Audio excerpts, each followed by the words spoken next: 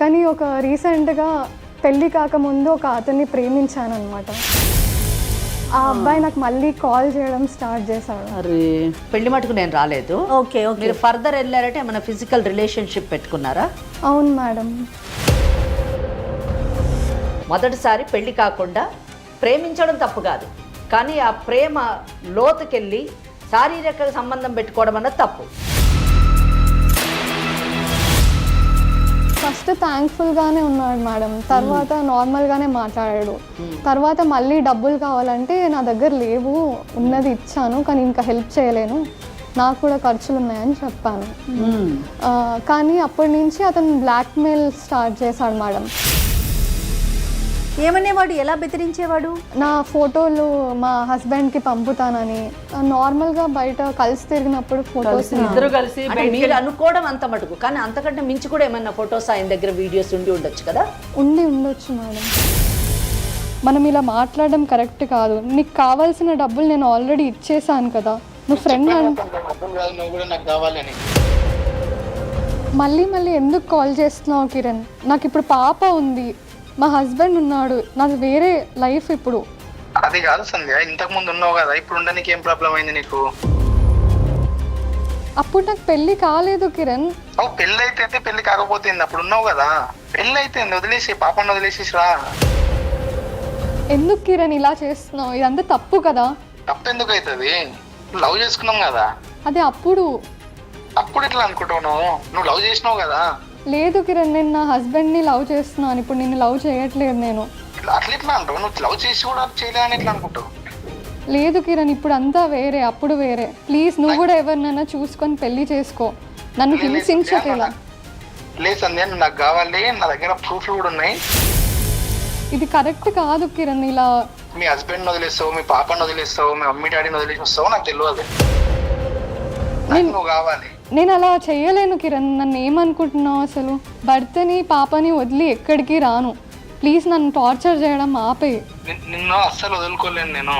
ఇప్పుడు నువ్వు ఒకవేళ రానంటే నా దగ్గర ఉన్న వీడియోలు, ఫోటోలు మీ ఆయనకు పంపిస్తాను.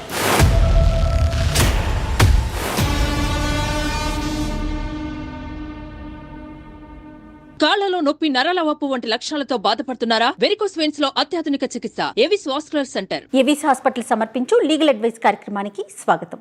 నాతో పాటు లాయర్ వెంకటేశ్వరి గారు, అలానే ఫ్యామిలీ కౌన్సిలర్ కృష్ణకుమారి గారు ఉన్నారు. నమస్తే అమ్మా. నమస్తే. నమస్తే అమ్మా. అమ్మ, పిల్లలు పెళ్లి కాకముందు అది కూడా తెలిసి తెలియక ఏయో చిన్న తప్పులు చేయటం, దాన్ని కప్పిపుచ్చుకోవటానికి, లేకపోతే జరిగింది తప్పు అని తెలుసుకొని అది బయట ప్రపంచానికి తెలియకుండా ఉండటం కోసం మరో తప్పు చేయటం, ఇలా ఒకదాని మీద ఒకటి చేసుకుంటూ వెళ్ళిపోయిన తర్వాత ఏం చెయ్యాలో తెలియక దిక్కుతోచని పరిస్థితుల్లో ఎటు వెళ్ళాలో అర్థం కాక చాలామంది ఆడపిల్లలమ్మ చాలా ఇబ్బందులు పడుతున్నారు. అలాంటి ఒక అమ్మాయి, సంధ్య అనే అమ్మాయి, ఈరోజు మనతో పాటు స్టూడియోలో వచ్చి కూర్చుని. ఇలాంటి ఇష్యూనే తన జీవితంలో కూడా జరిగింది.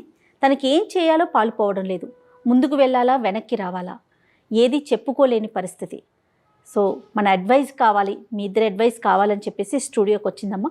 ఒకసారి అమ్మాయితో మాట్లాడి మీరు ఎంతవరకు అంటే సలహా కానీ సూచన కానీ మీ వైపు నుంచి ఇచ్చే ప్రయత్నం చేద్దాం. తప్పకుండా, ఎందుకంటే తప్పుని రియలైజ్ అయ్యి మా జీవితాన్ని సెట్ చేయండి అనేటటువంటి వారికి తప్పకుండా మనం వీఆర్ ఆల్వేస్ దేర్. అటువంటి వాళ్ళని ప్రొటెక్ట్ చేస్తాము, వాళ్ళ ఫ్యూచర్ని కూడా ప్రొటెక్ట్ చేస్తాం. సంధ్య, చెప్పమ్మా మీ సమస్య ఏంటో చెప్తే మేడం వాళ్ళతో క్లియర్గా ఉన్నది ఉన్నట్టు చెప్పండి. సంధ్య. నమస్తే మేడం. నమస్తే మేడం. నమస్తే అమ్మా. మేడం, నా పేరు సంధ్య, మాది నిజామాబాద్ ప్రాపర్ మేడం. మా అమ్మ నాన్న వ్యవసాయం చేసుకుంటూ ఉంటారు. పెళ్ళై 1.5 year అయింది మేడం. పాప కూడా ఉంది. నేను సాఫ్ట్వేర్ ఇంజనీర్గా పనిచేసేదాన్ని ముందు, ఇప్పుడు ఏం పని చేయట్లేదు madam. Okay okay.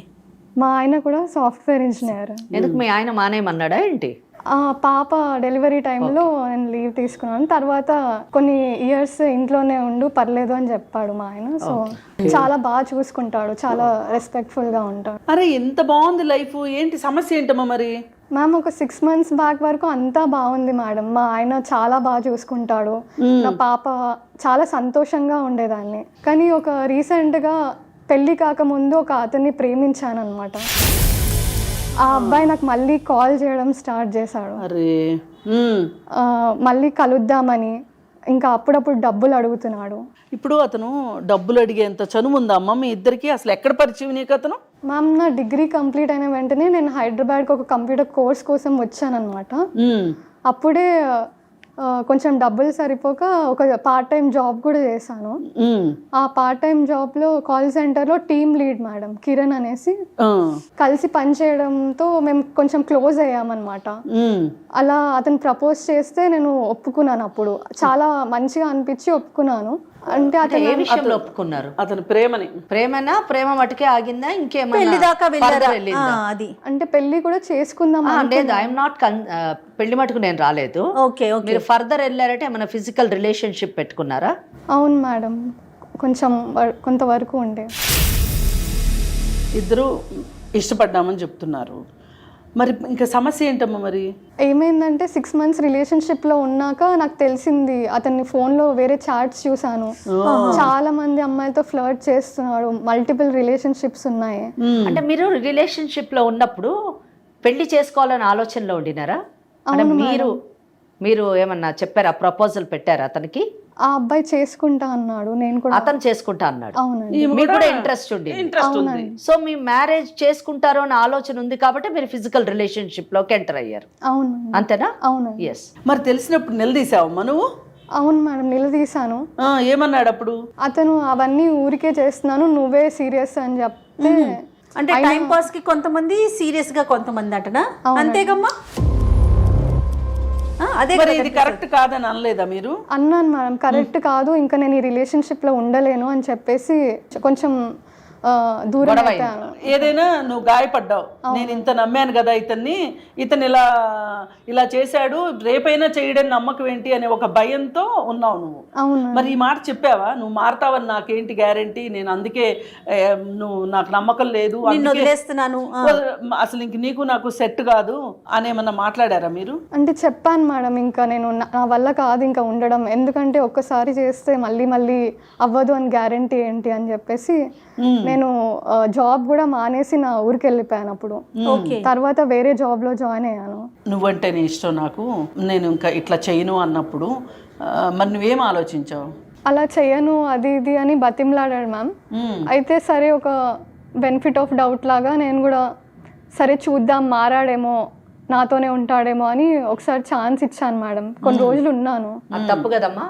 Second time, first time you have been deceived కదా? అవును. అసలు నిజం చెప్పాలంటే ఒకసారి రెండోసారి అన్నది ఉండదు. నువ్వు చేసిన పనికి అసలు మొదటిసారే తప్పు, నేరం. నిజం చెప్పాలంటే మొదటిసారి పెళ్లి కాకుండా ప్రేమించడం తప్పు కాదు, కానీ ఆ ప్రేమ లోతుకెళ్ళి శారీరక సంబంధం పెట్టుకోవడం అన్నది తప్పు. అతను తప్పుడు వాడు, తప్పుడు మనిషి అని తెలిసిన తర్వాత వదిలేయాలనుకున్నావు చూడు, అది కరెక్ట్, దాన్ని రెక్టిఫికేషన్ అంటారు. కానీ మళ్ళీ రెండోసారి మళ్ళీ అదే తప్పుని రిపీట్ చేసేటటువంటి అవకాశం ఇవ్వడం, అతనికి అవకాశం ఇచ్చావు, నువ్వు కూడా ఆ తప్పుని చేసావు. అట్లా కాదు మేడం, ఎవరికైనా ఒక రెండో అవకాశం ఉండాలి. తప్పును సరిదిద్దుకుంటాను అన్నప్పుడు అవకాశం ఇవ్వాలి. అంటే మేడం ఒక అడ్వకేట్ గా చెప్తున్నారు, కాదనట్లేదు, కానీ చట్ట ప్రకారం ఇక్కడ నేను అడ్వకేట్ గా మాట్లాడలేదు.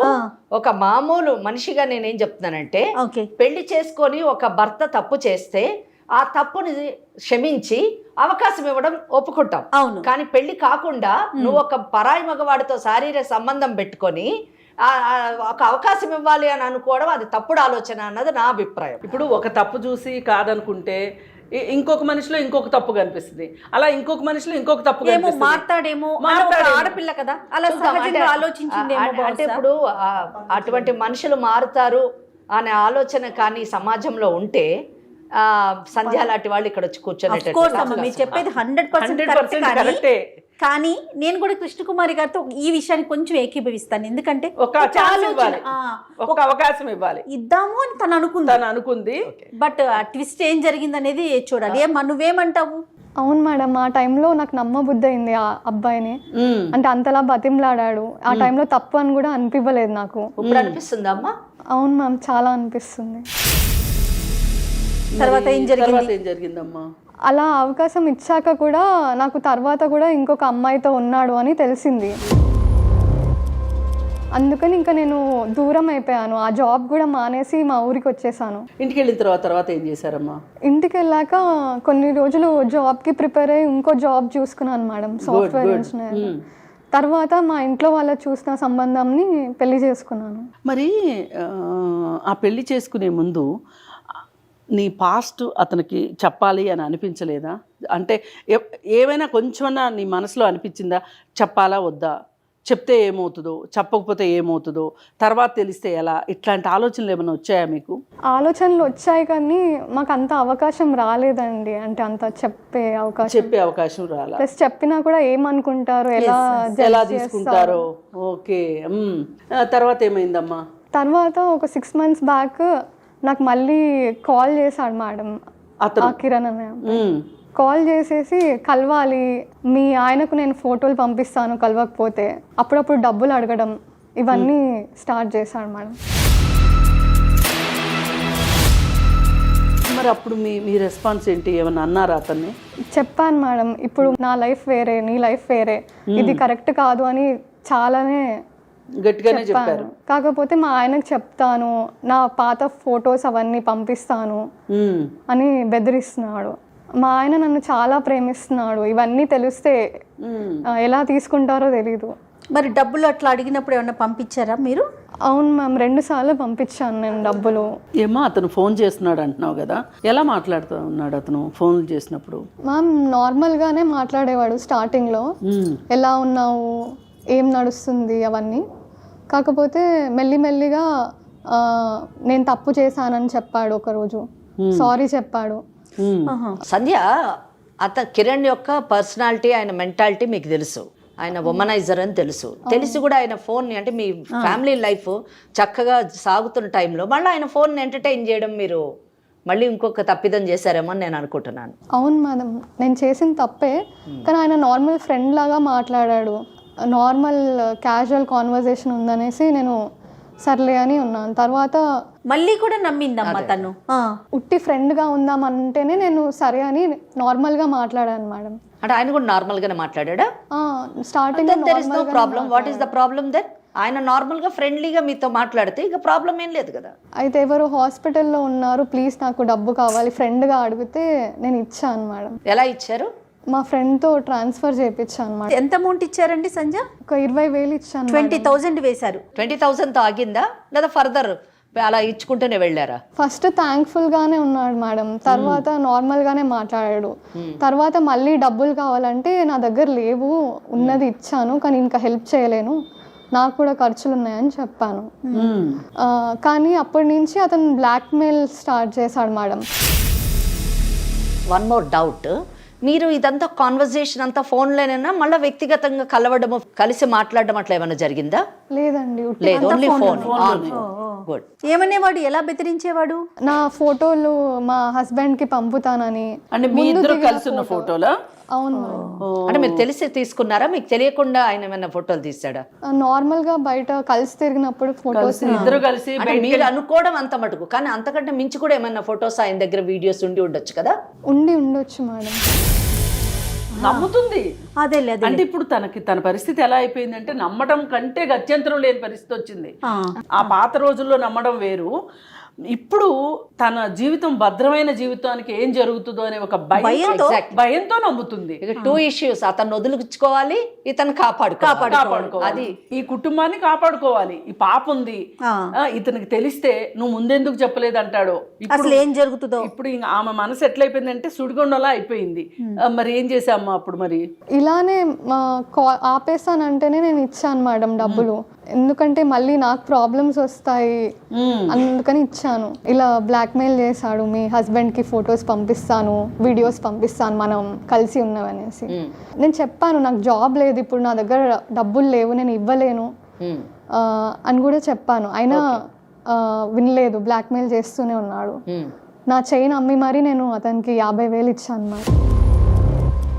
సో 20 + 50 మేడం, 70,000 రూపీస్ ఇచ్చింది. ఆమెకు జాబ్ లేదు.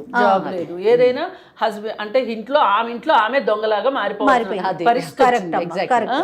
ఎంత దారుణం అసలు. సరే, మరి ఆ తర్వాత ఏమన్నా ఆపాడా? కొన్ని రోజులు ఆపాడు మేడం, తర్వాత మళ్ళీ కాల్ చేయడం స్టార్ట్ చేశాడు. నిన్ను మిస్ అవుతున్నాను, నేను అన్ని మానేశాను, మన ఇద్దరమే కలిసి ఉందామని. అంటే నిన్ను వచ్చేయమంటున్నాడు పెళ్లిలో నుంచి బయటికి. ఇంత దుర్మార్గుండమ్మా నువ్వు, నమ్మావు. ఇప్పుడు ఆడపిల్లలు తిని ఒక్కటే కాదమ్మా ఇవాళ తిని ఇక్కడ దాకా రాగలిగింది సంధ్య, రాని వాళ్ళు ఎంత కుమిలిపోతున్నారో చూస్తూ ఉంటే. ఇప్పుడు వీళ్ళు ఇంట్లో వాళ్ళేమో వీళ్ళని చదివిస్తున్నారు, అంటే మేము చదువుకోలేదు కాబట్టి మా పిల్లలు బాగా మా పిల్లలు చదువుకోవాలి, మాకులాగా కష్టాలు పడకూడదు అని వాళ్ళ శక్తికి మించి సిటీల్లో పెట్టి చదివిస్తుంటే, వీళ్ళు ఇక్కడికి వచ్చి చదువు ద్వారా జీవితం సెటిల్ అవ్వాలని తల్లిదండ్రులు కోరుకుంటే, వీళ్ళు ప్రేమ ద్వారా పెళ్లి ద్వారా సెటిల్ అవ్వాలని వీళ్ళు అనుకుంటున్నారు. అలా వేసి తప్పటడుగులు వేసి, నిజంగా ఇవి తప్పటడుగులే, ఇంకేం దీనికి రెండో మాటే లేదు. సరే, అతన్ని ఇష్టపడింది, అతను ఎలాంటి వాడో తెలిసిన తర్వాత అతనికి ఇంకొక అవకాశం ఇచ్చింది. సరే, మనం మనుషులు అన్న తర్వాత అవకాశాలు ఇవ్వాలి కాబట్టి ఇచ్చాము, కాదు అనుకుంది, వచ్చేసింది, పెళ్లి చేసుకుంది. పెళ్ళి అయిన తర్వాత కూడా ఇప్పుడు గతం ఇట్లా పాపంలాగా వెంటాడుతుందని పాపం అనుకుని ఉండదు. చాలా మందికి ఇదే జరుగుతుంది. అందుకే అసలు ఆడపిల్లలని చాలా మంది చదివించమని చెప్తున్నారు. త్వరగా పెళ్లిళ్ళు చేసి వీళ్ళని వదిలించేసుకోవాలనుకుంటున్నారు. ఇప్పుడు మీరు గమనించారో లేదో, ఆ అమ్మాయి కూర్చున్న విధానం చూడండి, ఆమె బాడీ లాంగ్వేజ్ బట్టి మనకు అర్థమవుతుంది ఆమె చాలా భయంలోనుంది, చాలా ఫియర్ లో ఉంది. ఇలానే కూర్చొని ఉంది అంటే చాలా ఫియర్ లో ఉంది. ఎందుకు ఆ అమ్మాయి ఫియర్ లో ఉండాలి? ఆ అమ్మాయి చదువుకున్నటువంటి అమ్మాయి, ఆ అమ్మాయి ఆర్థికంగా నిలదొక్కునే పరిస్థితిలో ఉన్నటువంటి అమ్మాయి, మంచి భర్త ఉన్నారు, మంచి బిడ్డ ఉన్నది, మంచి కుటుంబం ఉన్నది. కానీ ముందు తాను చేసినటువంటి ఒక చిన్న తప్పుడు నిర్ణయం వల్ల తొందరపాటు ఇక్కడ దాకా వచ్చావు, నువ్వేం కావాలనుకుంటున్నావు? మేడం ఆపేస్తా అంటేనే నేను డబ్బులు ఇచ్చాను, ఇంకా నాకు ఆ అబ్బాయి వద్దు, నేను చాలా సంతోషంగా ఉన్నాను మా హస్బెండ్తో, పాప నా హస్బెండ్ ఇవే నా లోకం, ఇప్పుడు నాకు ఇంకేవి వద్దు. అతనికి కూడా చెప్పడానికి ట్రై చేశాను, మనం ఇంకా మర్చిపోదాం, నన్ను కాంటాక్ట్ చేయొద్దు ప్లీజ్, నా లైఫ్ ఇప్పుడు వేరే, నేను ఉంటాను, నువ్వు నన్ను మర్చిపోయి నీ లైఫ్ నువ్వు చూసుకో అని చెప్పాను. అయినా కూడా మళ్ళీ కాల్ చేసి నేను మిస్ అవుతున్నాను, కలవాలి ఒకసారి మనం ఇద్దరం, అది ఇది అని మాట్లాడుతున్నాడు. నాకు నీ ఫ్రెండ్షిప్ వద్దు, ఏమొద్దు అని చెప్పినా కూడా పదే మెసేజ్లు, కాల్స్. మా ఆయన కూడా ఎవరు కాల్ అని ఒకసారి అడిగాడు. ఏం చెప్పాలో అర్థం కాక నాకు టెన్షన్ అవుతుంది. తను ఎగ్జాక్ట్లీ మిమ్మల్ని ఏం కోరుకుంటున్నాడు అంటే, మొదట మీరు డబ్బు అని చెప్పారు, తర్వాత వచ్చేయమని చెప్పేసి అన్నారు. నాకేం అర్థం కావట్లే మేడం, ఏం చేయాలో. నేను నంబర్స్ బ్లాక్ చేసినా కూడా అతని కొత్త నంబర్ కూడా ఎక్కడి నుంచో తీసుకొని కాల్ చేస్తున్నాడు. కాల్స్ చేసి ఏమంటున్నాడు? డబ్బులది అయిపోయింది, నెక్స్ట్ రమ్మని అన్నాడు. What is his exact expectation from you? ఇప్పుడు డబ్బులు లేవు అంటే నేను మిస్ అవుతున్నాను, నువ్వు నా దగ్గరకు రావాలి, అది ఇది అంటే, నేను నా పాప ఉంది, నాకు పెళ్ళయింది అని నేను ఎన్నిసార్లు చెప్పినా కూడా ఏం పర్వాలేదు, నాతో కూడా టైం స్పెండ్ చేయాలి. ఇంత దాకా వచ్చాక మీరు మీకేం అర్థమైందో అది చెప్పండి. అతని ఇంటెన్షన్ ఏంటో తెలిస్తే మేము అతనితోటి ఎట్లా డీల్ చేయాలో మేము ఆలోచిస్తాం. అతన్నైతే వదిలే ప్రసక్తి లేదు. మీరు ఇక్కడ దాకా వచ్చి మీరు ఇంత బాధ చెప్పుకున్నాక మేము మాట్లాడతాము, అతనికి ఏం చేయాలో మేము అది చేస్తాము. భయపడొద్దాం. అసలు తెలియదు మ్యామ్, అతను మా ఇంట్లోకి రావాలి, నాతో కూడా టైం స్పెండ్ చేయి, పాపను వదిలేసి రా, అలా కాల్స్ చేసి పాపను వదిలేసి రమ్మంటున్నాడు. అవునండి. మరి అప్పుడు అనలేదమ్మా ఇంత దుర్మార్గుడు నువ్వు అని? నేను తిట్టాను, బతిమలాడాను, అన్నీ చేశాను మ్యామ్, అయినా కూడా మళ్ళీ పదే కాల్ చేస్తున్నాడు. మా హస్బెండ్కి తెలిస్తే బాగుండదు, ఆయన ఎలా తీసుకుంటాడో తెలియదు, తట్టుకోలేడు, ఆయననే చనిపోతాడు, నన్నైనా చంపేస్తాడు అని చెప్పినా కూడా వినట్లేదు. మళ్ళీ నాకు కాల్ చేసి ఇలా, నాకు అంత అయోమయంగా ఉంది మ్యామ్, నాకు చాలా మెంటల్ టార్చర్. మాట్లాడాలనుకుంటున్నాడా స్పెండ్ చేయడం అంటే, లేదా అగైన్ మళ్ళీ ముందులాగా ఫిజికల్ రిలేషన్షిప్ ఎక్స్పెక్ట్ చేస్తా తను అంటే ఓపెన్ గా చెప్పలేకపోతుందేమో కాదమ్మా, నువ్వు ఓపెన్ గా చెప్తే దాన్ని బట్టి లీగల్ గా ఎలాంటి పాయింట్స్ ఉంటాయి అనేది చెప్పాలని. నువ్వు భయపడద్దు, నీకు కంప్లీట్ ప్రొటెక్షన్ లభిస్తుంది, మేము అతను ఏం చెయ్యాలో అది చేస్తాము కనుక నువ్వు చెప్పదలుచుకున్నది నిర్భయంగా చెప్పు. ఈ విషయం ఎవరికి, మీ భర్తకు కూడా తెలిసేటటువంటి అవకాశం లేదు, మా మధ్యనే ఉంటుంది. మీరు అసలు ఏం జరిగిందో, అతను ఏం ఎక్స్పెక్ట్ చేస్తున్నాడో మేడం అన్నట్టు అతని ఇంటెన్షన్ ఏంటో చెప్పండి. అవును మేడం, అతను నన్ను ఫిజికల్గానే బెనిఫిట్స్ కావాలి అది ఇది అని మెసేజ్లు, ఫోన్లు చేస్తున్నాడు. అసలు నాకు ఎలా రియాక్ట్ అవ్వాలో కూడా అర్థం కావట్లేదు. ఎన్నిసార్లు చెప్పా కూడా పదే పదే విసిగిస్తున్నాడు. మా హస్బెండ్కి తెలిస్తే ఎలా అని స్ట్రెస్, మళ్ళీ పాపని చూసుకోవడం, ఇవన్నిట్లో నాకు అసలు చాలా మెంటల్ టార్చర్ మేడం. అసలు నేను భరించలేకపోతున్నా, చనిపోవాలన్న సూసైడల్ థాట్స్ కూడా. అవుతుంది. అట్లా మాట్లాడుకో. చావు మట్టుకు పరిష్కారం కాదు. మనం బతికుండి సాధించాలి ఏదైనా. నిన్ను ఇంత వేధిస్తున్నాడు కదా, నిమ్మాయి జీవితంతో ఆడుకుంటున్నాడండి. అప్పుడు ఒక రకంగాను ఇప్పుడు ఒక రకంగా. అతని నుంచి మట్టుకు ఈ అమ్మాయినే కాదు, ఇది చూస్తున్న వాళ్ళకి ఎవరికైనా సరే ఇలా చేయకూడదు అనేటట్లుగా మనం గుణపాఠం నేర్పాలి. తప్పకుండా. మరి ఏం చేద్దామంటారు? మాట్లాడదాం, అతనితో ఫోన్ లో మాట్లాడదాం. అసలు అతని మనస్తత్వం ఏంటి అనేది తెలుస్తుంది. ఆమెను ఫోన్ చేయమని చెప్దాము. ఫోన్ చేస్తే అతని లైన్ లోకి రాగానే అతని మనస్తత్వం ఏంటో మీకు అర్థమవుతుంది. మాట్లాడతాం. మీరు మాట్లాడిన తర్వాత లీగల్ గా ఎలాంటి పాయింట్స్ ఉంటాయో మీరు కూడా చెప్తారు. కానీ ఒకసారి కాల్ చేయండి.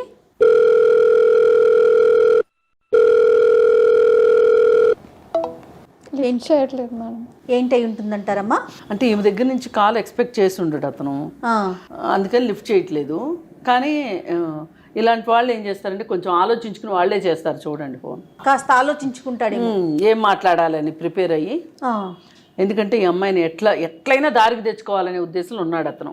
ఈ అమ్మాయి కాపురం పోయిద్ది, ఈ అమ్మాయి ఏమవుతుందో, మధ్యలో నలిగిపోతుంది, ఇట్లాంటి ఉద్దేశాలు ఏమి ఉండవండి ఇలాంటి వాళ్ళకి.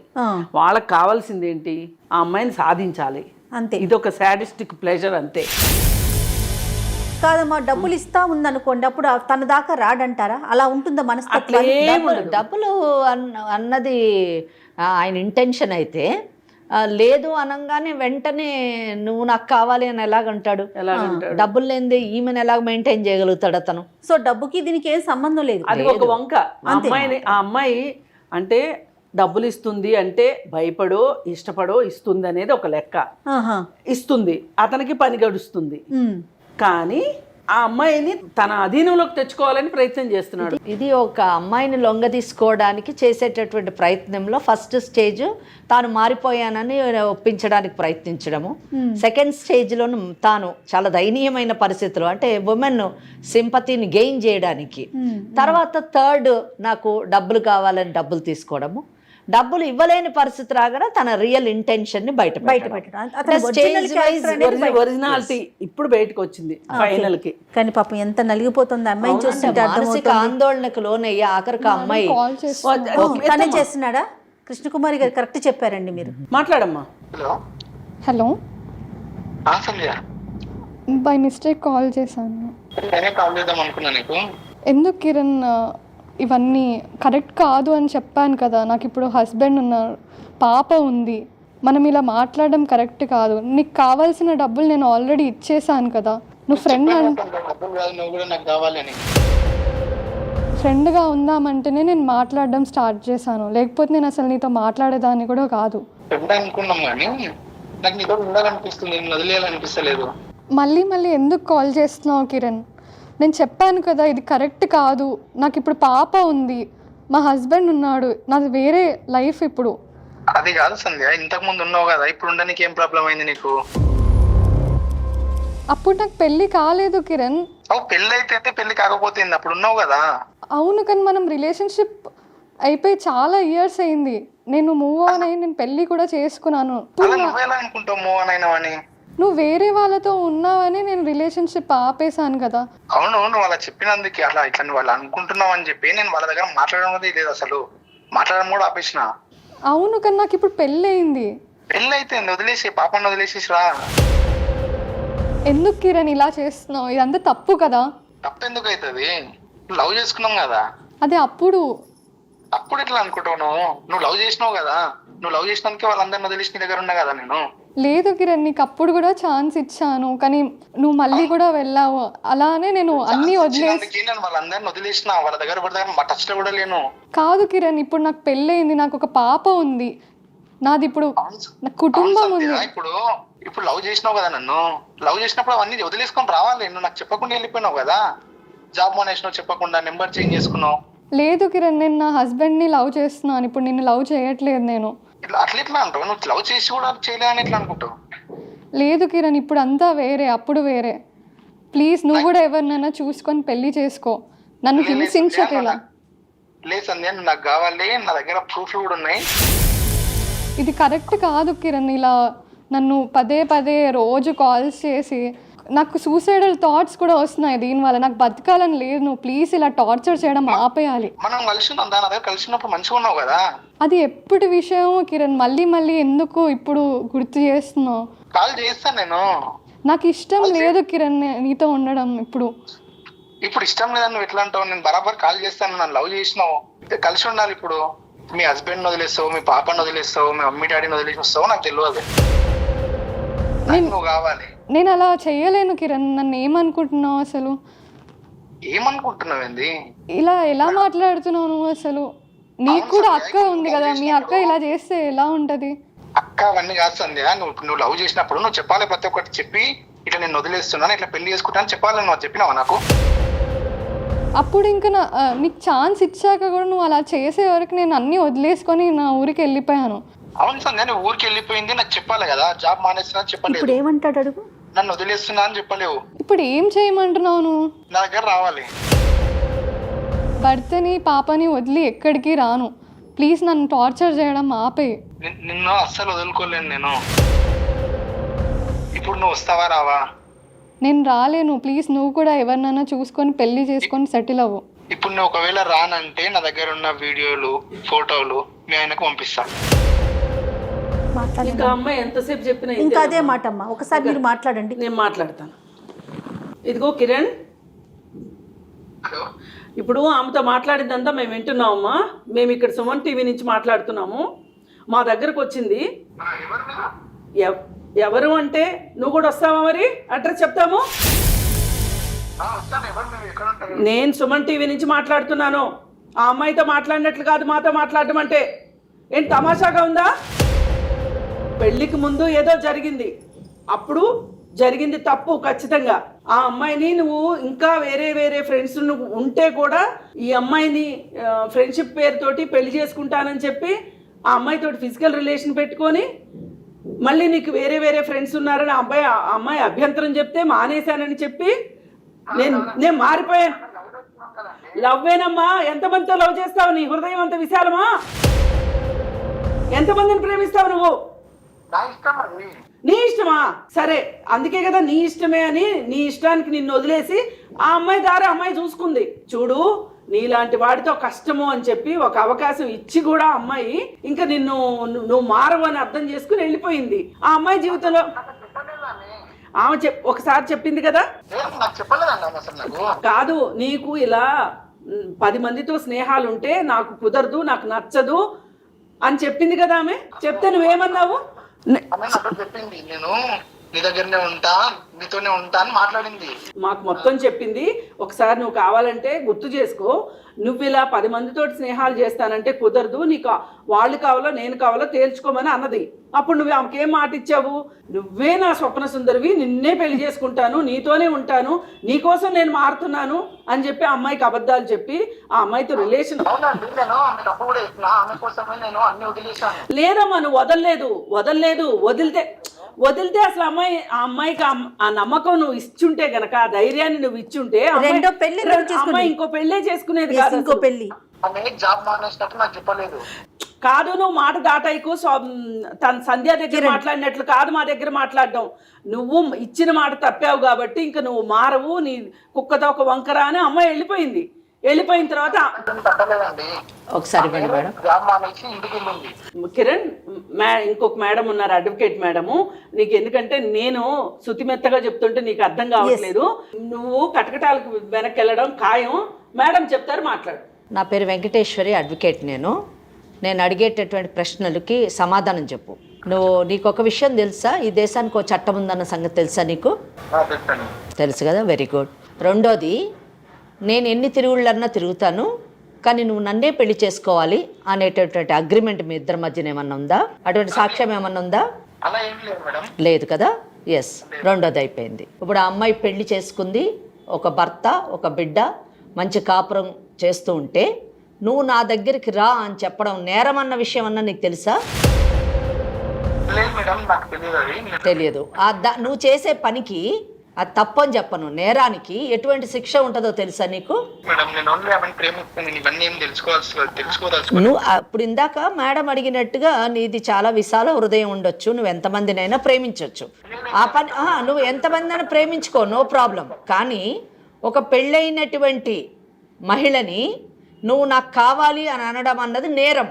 అది ఈ దేశంలోని నడవదు, ఈ దేశం చట్టం దాన్ని ఆమోదించదు. ఆ తర్వాత కూడా నువ్వు ఇదే ఆలోచనలో కొనసాగావనుకో, మరి నువ్వు ఇక జైల్లోని చూసుకోవాల్సి ఉంటుంది. అర్థమైందా? కనుక మాట్లాడు, మేడంతో మాట్లాడు. మేడంతో మాట్లాడేటప్పుడు జాగ్రత్తగా మాట్లాడు. వితండవాదం చేయొద్దు, ఆర్గ్యుమెంట్ చేయొద్దు.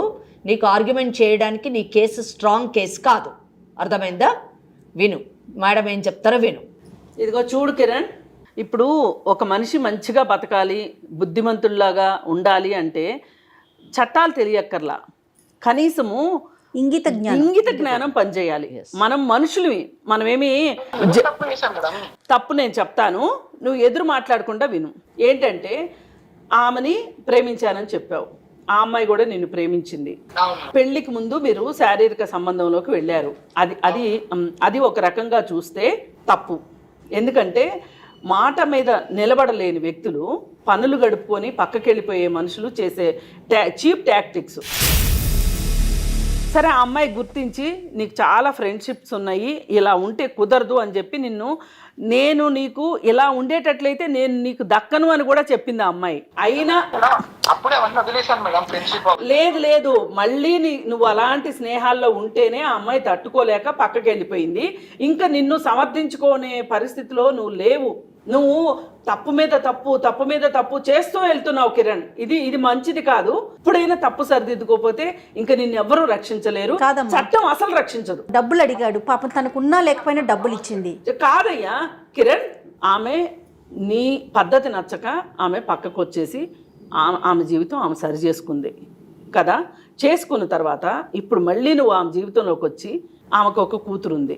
ఇప్పుడు నువ్వు వచ్చి ఇలా మాట్లాడడం ఎంతవరకు సమంజసము? అసలు ఎంతవరకు న్యాయం అన్యాయం అంత దూరం కూడా కాదు. ఇప్పుడు ఇదే పరిస్థితిలో నువ్వు ఆ అమ్మాయి ప్లేస్లో ఉండి ఆలోచించు ఒక్క నిమిషం. నువ్వే గనక ఒక అమ్మాయి అయ్యి ఉంటే గనక, ఇలాంటి పరిస్థితిలో నువ్వు ఉంటే నువ్వేమంటావు చెప్పు. ఇదంతా నువ్వు ఇప్పటి వరకు చెప్పిన కాకమ్మ కథలన్నీ అయిపోయినాయి. ఇంకా కథలు వినడానికి ఇక్కడ ఎవ్వరూ రెడీగా లేరు. నువ్వు ఇప్పుడైనా మేం మాట్లాడిన దాన్ని బట్టైనా ఏదన్నా కొంచెం ఆత్మ పరిశీలన చేసుకుంటావు అనుకుంటే మనం మాటలు కంటిన్యూ చేద్దాం. లేదు అనుకుంటే కేసు ఫైల్ అయిపోతుంది, నీ ఇష్టం. ఎందుకంటే ఇంకా అవ్వదమ్మా, కుదరదు. ఎందుకంటే తన జీవితం వేరే చోట ముడిపడిపోయింది. తను వేరే వాళ్ళకి చట్టబద్ధంగా పెళ్లి చేసుకొని ఒక పాపని కని తను ఉన్నది. తన జీవితంలోకి లేదు, తన జీవితంతో ఆడుకునే హక్కు నీకు లేదు. ఇప్పుడు ఒకటే మాట, ఇప్పుడు మాటల ద్వారా నువ్వు వింటావా, వినదలుచుకుని ఉన్నావా, వినదలుచుకుని లేవా. నువ్వు వితండవాదం చేస్తే నష్టపోయేది నువ్వే. ఎందుకంటే ఆ అమ్మాయికి ఏం నష్టం జరగదు, నీకే నష్టం జరుగుతుంది. ఎందుకంటే ఒకసారి కేసు అయ్యి జైలుకి వెళ్ళి వచ్చిన తర్వాత ఇంకా నువ్వు జీవితంలో స్థిరపడటం అనేది జరగదు. అమ్మ, అతని మాటలతో వినడు. చట్టపరంగా అసలు ఎలాంటి శిక్షలు ఉంటాయి, అసలు చట్టం ఏం చెప్తుందో ఒకసారి వెంకటేశ్వరి గారు మేడం చెప్తారు, అప్పుడైనా ఏమన్నా ఆలోచిస్తాడేమో చూద్దాం. మరి నాకైతే అట్లా అనిపిస్తోంది. నాకైతే మాట్లాడని నమ్మకం, నాకు కూడా అదే అనిపిస్తోంది. మాట్లాడండి మేడం, మీరు చెప్పండి, మీరు చెప్తేనే వినేలా ఉన్నాడు. కిరణ్, మీరు మారానని చెప్తున్నారు కానీ నాకైతే మారినట్టు అనిపించట్లేదు. ఇప్పుడు కాదు, అప్పుడు మారారు. ఇప్పుడు కూడా, అప్పుడు మారలేదు, ఇప్పుడు కూడా మీరు మారలేదు. ఎందుకంటే వినండి కిరణ్, పెళ్లి అయినటువంటి అమ్మాయిని, ఒక బిడ్డ ఉన్నటువంటి అమ్మాయిని నువ్వు నాకు కావాలి అని అడుగుతున్నాడంటేనే అతనిలోని పశుత్వం ఇంకా నశించలేదు అని చెప్పడానికి ఇది మెయిన్ ఇష్యూ. సో ఇటువంటి వాళ్ళలోని మార్పు తీసుకురావాలంటే ఇక్కడ 2 ఇష్యూస్ జయ గారు. ఒకటి ఏంటంటే రియలైజేషన్ అన్నది ప్రధాన అంశం. పెళ్లి కాకముందు శారీరక సంబంధం పెట్టుకొని పెళ్ళి అయిన తర్వాత ఒక మంచి కుటుంబాన్ని ఏర్పరచుకొని నేను చేసినటువంటిది తప్పు, నేను బాగుండాలి అని ఒక రియలైజేషన్ అయినటువంటి పర్సన్ మన ముందు ఉండడం. అవును సంధ్య, ఫస్ట్ ఇష్యూ. సెకండ్ ఇష్యూ, పెళ్ళి అయినటువంటి అమ్మాయిని, అంటే పెళ్లి కాకముందు ప్రేమించినటువంటి అమ్మాయిని కాపాడుకోవడానికి తన యొక్క అలవాట్లను మార్చుకోలేనటువంటి కిరణ్, పెళ్ళి అయిన తర్వాత కూడా ఆమె కావాలి అని కోరుకుంటున్నటువంటి కిరణ్లోని రియలైజేషన్ తీసుకురావడం రెండవ అంశం. ఇక్కడ 2 విషయాలు. ఈ 2వ అంశం, మొదటిది అయితే క్లియర్ అయిపోయింది. 2వ అంశం మీద ఆధారపడి ఉంది మొదటి ఆమె జీవితం, అంటే సంజయ్ యొక్క కుటుంబము, ఆమె భవిష్యత్తు. మరి మార్పు రావాలంటే రెండే ఇష్యూస్. ఒకటి కౌన్సిలింగ్ ద్వారా రావాలి, లేదా చట్టపరమైనటువంటి సొల్యూషన్ ద్వారానే రావాలి. ఇక్కడ కౌన్సిలింగ్ మనం ఇప్పుడు ఈ 2 నిమిషాల్లో చేసినంత వాళ్ళు మాత్రాన వాళ్ళు మారిపోతారు అనడము కష్టం. రాబో కాలంలోని కౌన్సిలింగ్ వలన అయ్యేటటువంటి అవకాశాలు ఉండొచ్చు. చట్టపరంగా తీసుకుంటే ఇక్కడ ఇది నిజం చెప్పాలంటే 100% ఒక క్రిమినల్ కేసు అని చెప్పచ్చు. కిరణ్ వింటున్నారు కదా మీరు? ఎస్, మీరు చేసినటువంటి పనుల్ని అంటే మీరు చేసినటువంటి చర్యలు చట్ట విరుద్ధమైనటువంటి చర్యలు అని చెప్పడానికి ఏ మాత్రం కూడా ఆలోచించక్కర్లేదు. దీన్ని మీరు చేసినటువంటి పనిని ఫస్ట్ 3 కేసులుగా మనం వేయొచ్చు. ఆ అమ్మాయి తలుచుకుంటే మీ మీద 3 కేసులు వేయొచ్చు. నా దగ్గర తను వీడియో కాల్ ఉన్నాయి మేడం. నేను అది కూడా అడగాలనుకుంటున్నాను. బాగా గుర్తు చేశారు. నా దగ్గర ప్రూఫ్లు ఉన్నాయి అని అన్నారు. మీ దగ్గర ఏం ప్రూఫ్లు ఉన్నాయండి? ఫోటోగ్రాఫ్స్ అన్నారు, వీడియోగ్రాఫ్స్ అన్నారు. ఏ టైప్ ఆఫ్ ఫోటోగ్రాఫ్స్ ఉన్నాయి, ఏ టైప్ ఆఫ్ వీడియోగ్రాఫ్స్ ఉన్నాయండి మీ దగ్గర? వీడియోగ్రాఫ్స్ ఉన్నాయి, న్యూడ్ ఫోటోస్ ఉన్నాయి.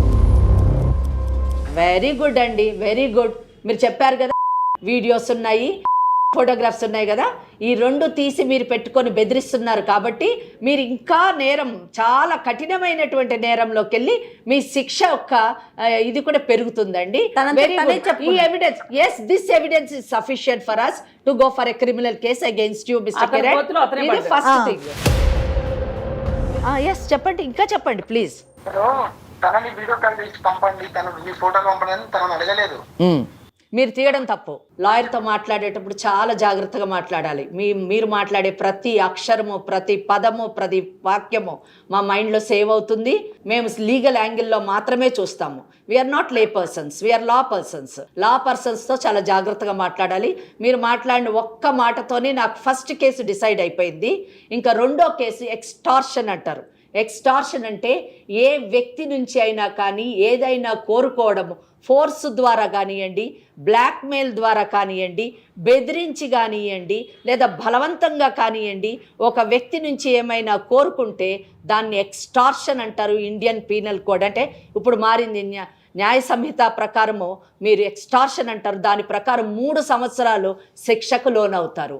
3వ కేసు క్రిమినల్ ఇంటిమిడేషన్. సంధ్య పెళ్ళయి తన భర్త తన బిడ్డతో నీ కాపురం చేస్తూ ఉండగా నువ్వు నాతో వచ్చి శారీరక సంబంధం పెట్టుకో అని చెప్పి భర్తకు అన్యాయం చేయమని చెప్పడము, ఆమె గౌరవానికి భంగం కలిగించేటట్టుగా మాట్లాడుతున్నటువంటి చేసేటటువంటి మీ చర్యలకి క్రిమినల్ ఇంటిమిడేషన్ కింద మీరు జైలు శిక్ష అనుభవించేటటువంటి అవకాశం ఉంది. అంతేకాకుండా మీరు 70,000 రూపాయలు ఆమె దగ్గర నుంచి వసూలు చేశారు.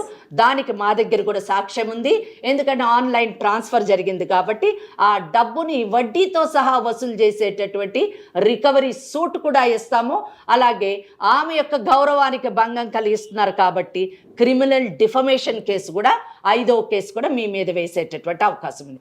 ఈ చట్టపరమైనటువంటి చర్యలు మీ మీద తీసుకునేటటువంటి అవకాశం చట్టం సంధ్యాకి కలిగించింది అనేటటువంటి విషయం పైన అవగాహన మీకు కానీ వచ్చి మీరు వెనకంజి వేశారా మంచిది. లేని పక్షంలో సుమన్ ఛానల్ ఈ ప్రోగ్రాం ద్వారా మేము ఆమెకు సపోర్టివ్గా నిలబడి ఆమె తరఫున కేసులు వేసి మీకు ఏ విధంగా బుద్ధి చెప్పాలా బుద్ధి చెప్తాం. మీకు వ్యక్తిగతంగా బుద్ధి చెప్పాలి అన్నది మా ఉద్దేశం కాదు. సంధ్య లాంటి తప్పును తెలుసుకొని సక్రమమైన మార్గంలో నడుస్తున్నటువంటి వారిని రక్షించాలి అన్నది మా యొక్క ప్రధాన ఉద్దేశము. మీలాంటి వారి భవిష్యత్తు కాపాడాలి అన్నది 2వ అంశం. అమ్మ, సుమారు ఎన్ని సంవత్సరాలు శిక్ష పడే అవకాశం ఉంది? 3 సంవత్సరాలండి. ఒక్క కేసుగా 3 సంవత్సరాలు పడేటటువంటి ఉంది. ప్రతిదీ కూడా 5 కేసులు వేస్తే ఇంకా అతను జీవితం అంతా కోర్టులు న్యాయస్థానాల చుట్టూ తిరుగుతూ ఆ తర్వాత మిగిలిన కాలం జైల్లోని చక్కగా ఉండేటటువంటి అవకాశం ఉంది. కనుక నాకు తెలిసి కిరణ్కి మంచి భవిష్యత్తు ఉంది. యంగ్ ఫెలో, తను ఇటువంటి పిచ్చి పిచ్చి వేషాలన్నీ మానేసి చక్కగా ఒక అమ్మాయిని చూసుకొని పెళ్లి చేసుకొని మీ జీవితాన్ని మీరు జీవిస్తూ ఇతరులను కూడా జీవించేట పరిస్థితులు కలిగించండి. లివ్ అండ్ లెట్ లివ్ పాలసీని పాటించండి. అది చాలా మంచిది. చదువుకున్న మీరు ఇలా చేయకూడదు కిరణ్. ఎవరో చదువుకున్నటువంటి వాళ్ళు మూర్ఖులు, పశువులు లాంటి వాళ్ళు చేశారంటే అర్థం ఉంది. కానీ చదువుకొని ఒక ఐటీ సెక్టర్లో పనిచేసినటువంటి మీరు ఇటువంటి పనులు చేయడం చాలా సర్ప్రైజింగ్ ఉంది. మీరు చదువుకున్నటువంటి టెక్నాలజీ అంతా కూడా మంచికి ఉపయోగపడాలి, కానీ ఇటువంటి ఫొటోస్ తీయడానికి ఉపయోగిస్తే ఏమనుకుంటున్నారు? చట్టాలు, సైబర్ క్రైమ్స్ ఉన్నాయి, సైబర్ లాస్ ఉన్నాయి, ఇవన్నీ మేము వదిలిపెడతామని అనుకుంటే చాలా తప్పండి. ఇది మీరు అర్థం చేసుకొని సంధ్యాను వదిలేసి ఆమెని ప్రశాంతంగా బ్రతికేటటువంటి అవకాశం కలిగించండి, మీరు ప్రశాంతంగా బ్రతకండి. లేని పక్షంలో ఇప్పుడు విన్నటువంటి లా అంతా కూడా యాక్షన్లో చూపిస్తాను నేను. యాక్షన్లో వచ్చిందంటే దాని యొక్క పరిణామాలు చాలా భయానకంగా ఉంటాయి. అసలు తన ఒపీనియన్ ఏంటో అడగండి అమ్మా. ఇప్పుడు చట్టపరంగా ఎలాంటి శిక్షలు పడతాయో మేడం వెంకటేశ్వరి గారు బాగా క్లియర్గా చెప్పారు. ఏం ఆలోచిస్తున్నారు ఇప్పుడు మీరు? మేడం ఇప్పుడు మొత్తం అర్థమైంది మేడం. ఇప్పుడు దీంట్లో ఇరుక్కోవడం నాకు ఎందుకు, చేసిన తప్పని ఒప్పుకుంటున్నా. ఇక వాళ్ళ దగ్గర ఉన్న న్యూడ్ ఫొటోస్, వీడియోస్ అవన్నీ కూడా డిలీట్ చేస్తాం మేడం. Super super. సందేహం మళ్ళీ కాల్ చేయండి మేడం. అయితే నాదొక సందేహం కిరణ్, ఇప్పుడు కేసులు అవుతాయి కాబట్టి మారాలి అనుకుంటున్నావా? అవును అవును మేడం, నాది ఇప్పుడు ఫ్యూచర్ ఉంది కదా మేడం, నాకు ఉంది కదా. అవును మేడం. మేడం కేసులు అవన్నీ ఎందుకు మేడం? మనము ఒకళ్ళ పైన ద్వేషం కానీ కోపం కానీ పెట్టుకుంటే వాళ్ళకి ఎంత నష్టం జరుగుతుందో మనకు కూడా అంతే నష్టం జరుగుతుంది. ఇది ఇది ఇది ప్రతి మనిషి అర్థం చేసుకోవాలి. అందుకోసం మీరు ఇక మీదట మటుకు ఇట్లాంటి కార్యకలాపాలు పక్కన పెట్టి ఎప్పుడైనా సరే మల్టిపుల్ రిలేషన్స్ మన జీవితానికి మంచిది కాదు, ఆరోగ్యకరం కాదు. ఈ అమ్మాయికి నువ్వేదో మారినట్టు మా దగ్గర నటించడం కాకుండా ఇంక ఏ అమ్మాయి జోలికి నువ్వు వెళ్ళొద్దు. ఇలాగే మా దగ్గరికి ఇంకొకసారి వచ్చారనుకో, ఇంక నీతో మాట్లాడుకోవటాలు ఏమి ఉండవు, డైరెక్ట్గా కేసే ఉంటుంది. నీ ఇష్టం అమ్మ. ఇంకా ఇంకొకసారి ఇలాంటి పొరపాటు జరగకుండా చూసుకోండి కిరణ్. కానివ్వండి మేడం, ఒకసారి మీరు సంధ్యకిస్తే సంధ్య దగ్గర మాట్లాడుకోండి. ఒక్క నిమిషం. సంధ్య. హలో. హలో చెప్పు కిరణ్. సంధ్య, సారీ సంధ్య, ఇన్రోల్ చేసిన ఫోన్ చేసినందుకు అవన్నీ. ఓకే కిరణ్, ప్లీజ్ ఇంకా మళ్ళీ కాల్ చేయొద్దు. ఇంకా ఎవరి లైఫ్ వాళ్ళు చూసుకుందాం. ఓకే సంధ్య, ఇక్కడ ఉన్న ఫొటోస్, వీడియోస్ కూడా అవన్నీ డిలీట్ చేస్తాను. ఓకే. ఇబ్బంది పెట్టడానికి ఇప్పటి నుంచి. ఓకే కిరణ్, నీ లైఫ్ నువ్వు బాగా చూసుకో. Okay okay. Let's not stay in touch. Okay okay Sandhya. అదమ్మా ఫైనల్గా. అంటే నాకేమనిపించిందంటే చట్టాల గురించి, శిక్షల గురించి తెలిసాక అతనిలో ఒకలాంటి భయం వచ్చింది కిరణ్లో. అమ్మో ఇన్ని చట్టాలు ఉన్నాయా, ఇన్ని శిక్షలు పడతాయా, నా జీవితం ఏంటనే క్వశ్చన్ మార్క్ అక్కడ వచ్చింది. ఈ అమ్మాయి ఫస్ట్ నుంచి భయపడేసరికి తను భయపెడుతూనే ఉన్నాడు కదమ్మా. అంతే. ఇప్పుడు అందుకే ఆడపిల్లలకి మగపిల్లలకి ఎవరికైనా సరే చిన్నప్పటి నుంచి చట్టాల్లో అవగాహన కల్పించాలి. మంచి చెడు తెలియచెప్పాలి. అసలు చట్టం ఏం చెప్తుంది, ఏది నేరం ఏది నేరం కాదు, ఏది మంచి ఏది చెడు, ఇది తెలిస్తే చిన్నప్పటి నుంచి వాళ్ళు ఎవరికి వాళ్ళు అసలు చెడు ఆలోచించకుండా ఉంటారు. మీరేం చెప్పారు మేడం అన్న దాంతో నేను ఏకీభవిస్తున్నాను. కానీ దీనికంటే ముందు నేనేమనుకుంటా అంటే prevention is better than cure. అంటే చట్టాలు అన్నది మనకి ఏదైనా ఒక నేరం జరిగిన తర్వాత చట్టాలు లైమ్ లైట్లోకి వస్తాయి. అసలు ఆ నేరం జరగకుండానే మనం ఒక నైతిక విలువలతో కూడినటువంటి జీవన విధానాన్ని పిల్లలకి మనము అలవరిస్తే ఇప్పుడు ఈ కేసు ఎగ్జాంపుల్ ఏంటంటే పెళ్లి కాకముందు, అదే సంధ్య, నువ్వు పెళ్లి కాకముందు చేసినటువంటి ఆ తప్పిదం వల్ల అది కంటిన్యూ అయ్యి నీ ఫ్యామిలీనే రియూన్ చేసేటటువంటి పరిస్థితికి దారితీసింది. నువ్వు మానసిక ఆందోళనకు గురయ్యావు, సూసైడ్ కూడా చేసుకోవాలనేటువంటి స్థితికి వెళ్ళావు. ఏదో దేవుడి దయ వల్ల కొంచెం సెట్ అయింది, పర్వాలేదు. కానీ సెట్ కాకపోతే ఏంటి నీ పరిస్థితి? నువ్వు కూడా కోర్టుల చుట్టూ తిరగాల్సినటువంటి పరిస్థితి. కనుక ముందే మన మొదటి అడుగే సరైనటువంటి అడుగు వేస్తే తర్వాత అడుగు సక్రమంగా పడేటటువంటి అవకాశం ఉంది.